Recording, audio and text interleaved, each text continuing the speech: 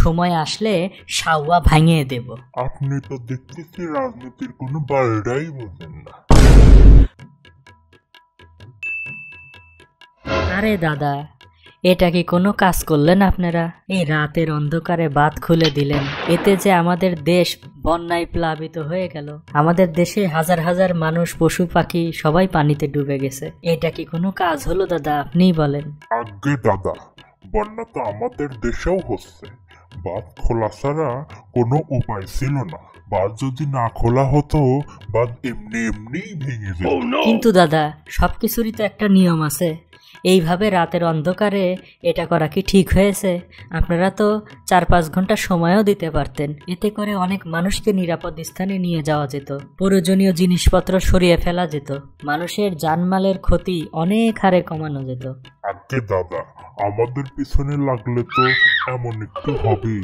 সহ্য করেন, সহ্য করেন। দাদা, এক রাতে কিন্তু সবসময় বাচ্চা হয় না, কথাটা মনে রাখবেন। আর এই যে আপনাদের কারণে বন্যাটা হইল, এতে কি আমরা একা একাই ডুবে যাচ্ছি?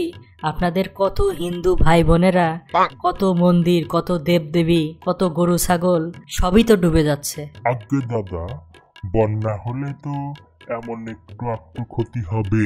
দাদা, আপনারা কিছুদিন আগেও তো আপনাদের হিন্দু ভাই বোনদের বাঁচানোর জন্য আন্দোলন শুরু করলেন। কয়দিন না যেতেই আপনারা তাদেরকে ডুবিয়ে দিলেন। এটা কি ঠিক হলো? কোথাও কি এটা হয়? আরে মিয়া, আপনি তো দেখতেছি রাজনীতির কোনো বারোটাই বোঝেন না।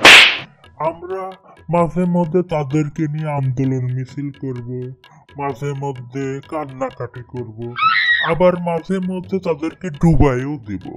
এটাই তো রাজনীতি দাদা। দাদা, আপনি তো কঠিন মাল দেখছি। আপনি যে এই লেভেলের মাদারবোর্ড, আমরা তো আগে জানতাম না। আগে দাদা, আমরা যে কি জিনিস সেটা যদি আপনারা বুঝতে পারতেন, তাহলে তো অনেক আগেই আপনাদের সরকার পতন হয়ে যেত।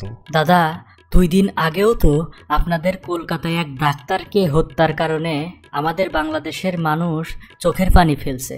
তার ঠিক 2 দিন যেতে না যেতেই আজকে যখন আমাদের দেশের মানুষের এই অবস্থা, এটা দেখে আপনাদের লোকজন আবার হাসাহাসি করছে।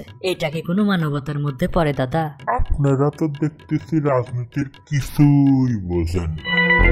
মাঝে মধ্যে মানুষের আবেগ নিয়েও খেলতেন।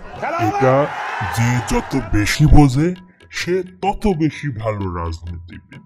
আমরা এত রাজনীতি মাজনীতি বুঝি না, কিন্তু বাঁশ কিভাবে দিতে হয় সেটা আমাদের জানা আছে। সময় আসলে সাওয়া ভাঙিয়ে দেব। ও বাবা গো!